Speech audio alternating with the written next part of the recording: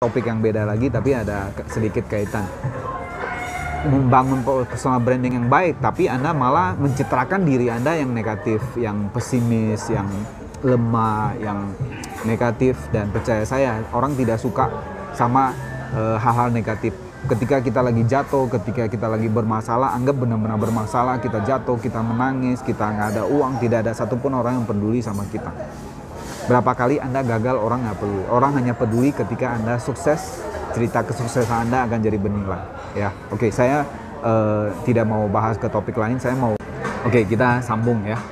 Jadi itu akan bisa merilis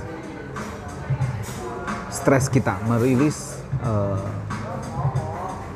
beban berat dalam hidup kita. Kalau saya pribadi, saya berenang atau mungkin olahraga atau nonton ya. Sebelum pandemi biasanya saya setiap minggu nonton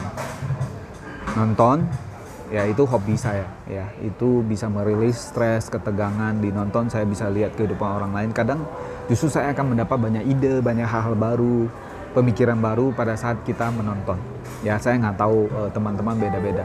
Oke. Terus misalnya gini, kadang ini yang guru saya ajarkan. Misalnya Anda kesal sama seseorang, kesal sama bos dan sebagainya, Anda pengen lampiaskan tapi nggak bisa ya. Beberapa cara untuk rilis stres. Contoh, Anda keluarkan satu kertas, Anda tulis di situ, Anda kalau perlu, ya ini cuma contoh ya. Anda tulis namanya, Anda maki-maki, Anda marah-marah, Anda tulis gini, lampiaskan semua di kertas. Habis itu kertas itu Anda acak-acak, Anda koyak-koyak, kalau perlu Anda bakar kertas itu. Terus Anda puas nih. Anda kalau mau mengumpat, mau marah-marah, mau maki-maki, di situ silakan. Nah, habis itu liris. Dan itu Anda bisa mainkan pikiran bawah sadar Anda sudah lampiaskan, tapi orangnya tidak tahu. Anda bakar kertasnya. Atau hal yang lucu, guru saya ajarkan ya. Anda ambil satu kantong plastik kosong, terus Anda taruh di muka Anda maki-maki dia. Anda maki-maki Anda lagi kesal sama siapa, lampiaskan semua, Anda maki-maki di plastik itu. Habis itu Anda bungkus, Anda ikat dengan kuat-kuat kantong plastik itu, terus Anda pecahkan. Pam! Nah, perasaan Anda puas. Itu dalam ilmu NLP juga anchoring ya. Jadi Anda akan lega, Anda akan menghilangkan mental block Anda ya. Masih banyak cara. Ya, jadi itu boleh Anda merilis buang stres Anda ya. Atau bahkan di luar negeri ya. Saya nggak tahu ini cerita benar atau enggak. Ada toko stres namanya, toko untuk menghilangkan stres. Bayangin, ini mungkin bisa jadi sebuah ide bisnis di Indonesia juga. Ada toko yang namanya toko stres. Jadi toko itu dalamnya ada piring, ada gelas, ada kaca, segala macam. Jadi kalau Anda lagi berantem, lagi kesal, atau suami istri lagi marah, daripada berantem sama-sama ke toko stres, toko untuk ngilangin stres. Jadi Anda pecahin piring, kaca semua, nanti baru dihitung, ada hitungannya ya. Piring berapa, kaca berapa, standarnya ada. Nah, ini mungkin bisa jadi ide bisnis ya, karena banyak yang stres. Jadi nggak apa-apa, daripada piring pecah, gelas pecah di rumah, pergi ke toko stres ya, buang di situ sampai puas.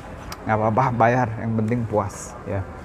Mungkin Anda akan ketawa, tapi itulah kita. Kadang kalau kita stres, kita akan kehilangan akal sehat, kita akan kehilangan logika, dan kadang kita mengambil keputusan-keputusan yang tidak baik, kata-kata yang tidak baik. Mungkin hubungan keluarga, hubungan suami istri, bahkan relasi partner bisnis, tim yang selama ini udah solid bertahun-tahun bisa hancur, bisa berantem, saudara, orang tua dan sebagainya, gara-gara kita stres. Gara-gara kita mengambil keputusan secara emosi. Kadang kita stres, kita udah nggak mampu handle lagi, kita stres, akhirnya kita melampiaskan semua itu dan akan merusak banyak hal ya. So, semoga video ini bermanfaat teman-teman. Bagaimana cara untuk merilis stres, bukan mengeluh, tapi bagaimana kita bisa merilis stres, merilis beban dalam pikiran kita, dalam hidup kita. Jadi stres itu tidak perlu kita bawa-bawa, kita tumpuk, bahkan secara tidak sadar kita masukin ke dalam pikiran, perasaan kita, pikiran bawah sadar kita, karena itu bahaya. Itu akan menjadi benteng atau mental block kita untuk menghambat kita untuk sukses ya. Jadi kalau Anda sudah ngerti, ibaratnya seorang perenang ya, kalau Anda mau renang cepat, nggak mungkin Anda pakai kemeja, pakai dasi, pakai sepatu, pakai jas lengkap, pakai topi pergi berenang, benar nggak? Anda akan ganti dengan baju renang, Anda lepas semua. Bahkan perenang profesional, mereka punya baju khusus ya, celana khusus, baju khusus yang bisa bergerak dengan leluasa, dengan cepat di dalam air. Bahkan ada peraturan, mereka tidak boleh terlalu eksplor pakai, bahkan kalau perlu tidak usah pakai apa-apa. Mereka pakai baju yang tipis sekali dan sebagainya yang akan meringankan mereka untuk renang. Nah, sama seperti hidup kita. Hidup kita kan panjang ya, puluhan tahun. Masa beban Anda bawa-bawa. Bahkan banyak orang bawa trauma, stres, hal-hal negatif. Bahkan dari sejak kecil, dari sejak zaman dulu, filmnya masih diputar-putar, masih diingat-ingat terus, masih sering dibicarakan terus, supaya orang tahu. Terus apa?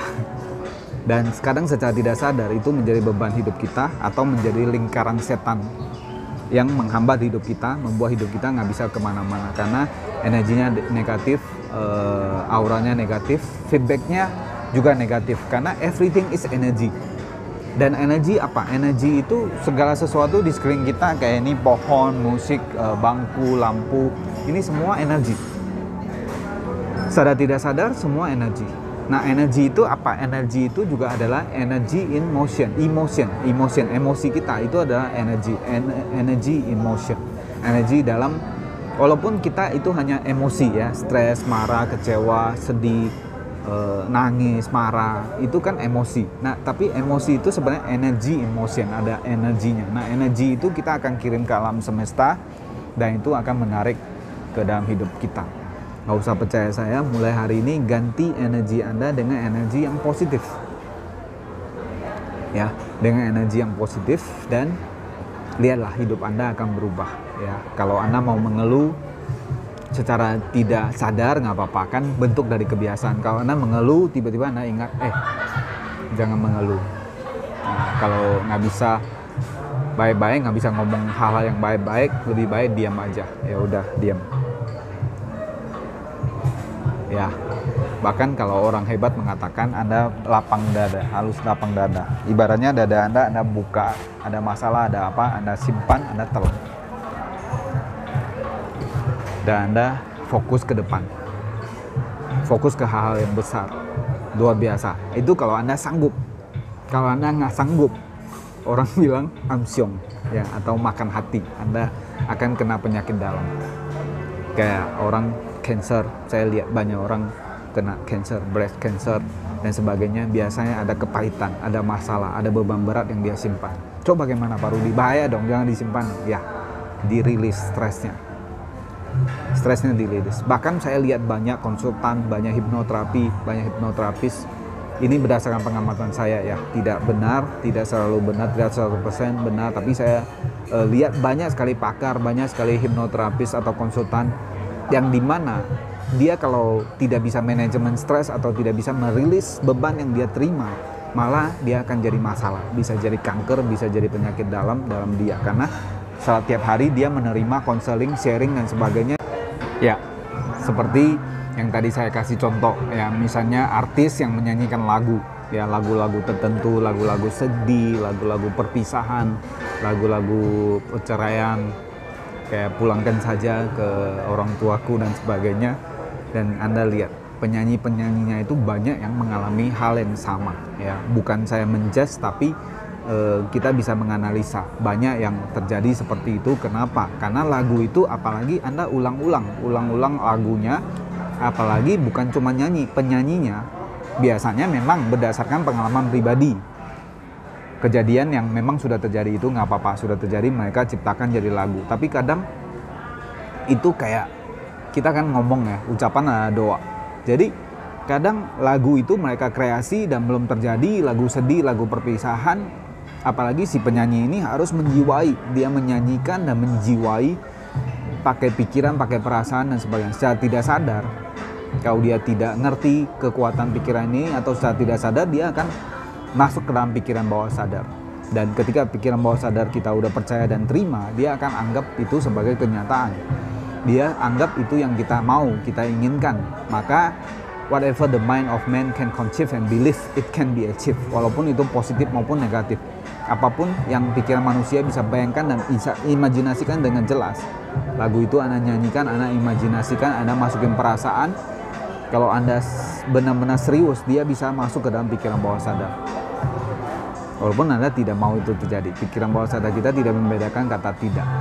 Dia akan masuk ke dalam pikiran bawah sadar, dan bagaimana caranya nggak tahu kenapa alam semesta membuat kondisi itu jadi kenyataan. So, hati-hati terhadap apa yang Anda pikirkan, teman-teman ya. Semoga video ini bermanfaat tentang apakah boleh mengeluh dalam hidup kita. Lebih baik kita bersyukur, jangan mengeluh, dan bagaimana untuk manajemen stres, bagaimana